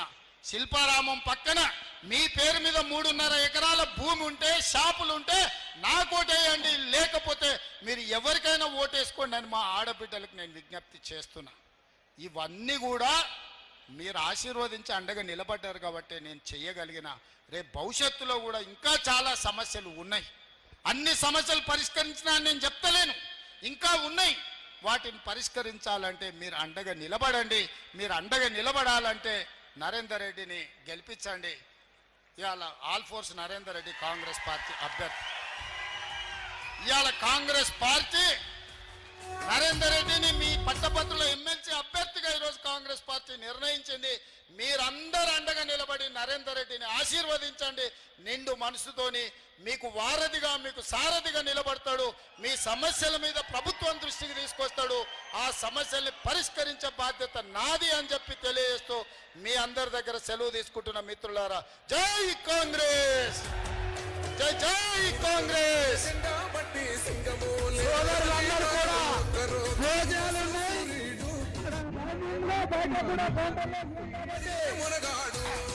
భోజనాలు ఉన్నాయి, కౌంటర్లు వేసినాము, బయట దయచేసి ఎమ్మెల్యేలని కాంగ్రెస్ కార్యకర్తలందరూ కూడా 1 గంట సేపు భోజనాల దగ్గర ఉండి అందరికి సాయం చేసి కోరుతున్నాం.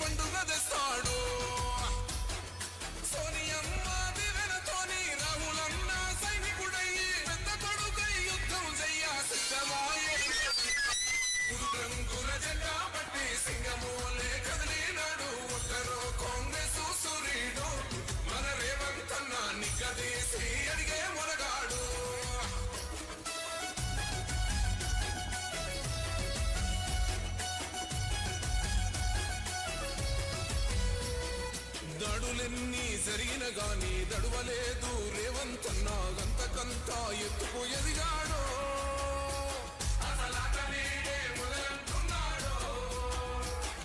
మొక్కనాడు పోలేదు, ఒక్కడై కొట్లాడాడు, అందుకే పెద్ద నాయకుడయ్యాడు.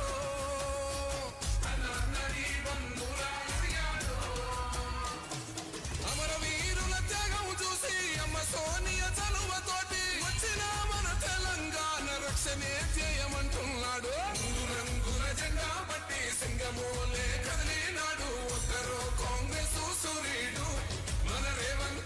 నిగ్గదీసి అడిగే మునగ